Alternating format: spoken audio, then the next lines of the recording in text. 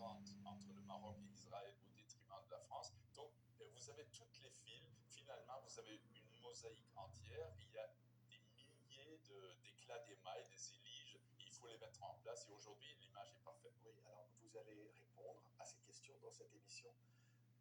Les questions fondamentales. Qui a fait tuer Ben Barka? Est-ce que c'était prémédité?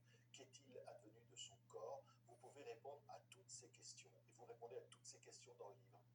Une à une, on peut y aller. Oui. Alors, on est le 29 octobre 1965, devant la brasserie Libre à Paris. Mehdi Ben Barka, opposant au roi Hassan II du Maroc, est à Paris à ce moment-là. Il a rendez-vous à l'Élysée le lendemain avec le général de Gaulle et il disparaît.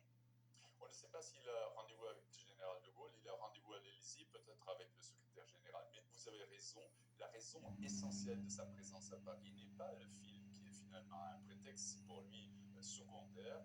Donc il se trouve pour le rendez-vous devant la brasserie Libre, il est interpellé par des policiers authentiques français, il est enlevé, pas enlevé, il suit les policiers, il va dans la banlieue parisienne, à une quarantaine de kilomètres, à Fontenay-le-Vicomte. C'est là où d'habitude c'est fondu en noir, le rideau tombe, on ne sait pas ce qui s'est passé après. Nous savons qu'il était venu essentiellement pour son rendez-vous à l'Élysée, qu'il suit les policiers parce qu'il pense qu'il a un important rendez-vous, il croit que les policiers vont l'emmener. Et finalement, nous avons le récit que par la suite, il est détenu chez Georges Pouchsèche, le chef d'un gang de truands. Et il y a deux équipes que les Marocains ont mises en place pour s'emparer de Ben Barka. D'un côté, des truands français, sont un peu les pieds nickelés.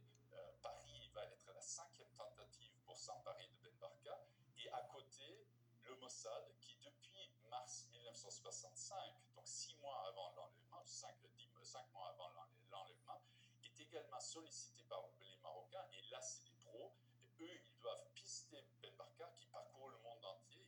Les Marocains n'arrivent pas à savoir où il se trouve à quel moment. Et donc, le Mossad commence par repérer Ben Barka et glisse de plus en plus vers une collaboration qui devient finalement opérationnelle parce qu'en septembre 65, il y a un sommet arabe à Casablanca et Hassan II autorise le Mossad à placer des écoutes à la fois pour la plénière, donc à la préfecture, au soutien de la conférence, mais aussi dans des hôtels, dans certaines chambres, où donc Israël va apprendre la fragilité, l'impréparation du monde arabe pour lui mener la guerre, et 21 mois plus tard, Israël va déclencher la guerre des 6 jours sur la base de ces informations. En échange de ce cadeau d'informations, le Mossad est prêt à aider les Marocains et finalement, il va être clé dans la disparition du corps qui fait finalement le mystère, l'énigme de l'affaire Ben Barka. C'est le Mossad qui achète les pelles pour l'enterrer,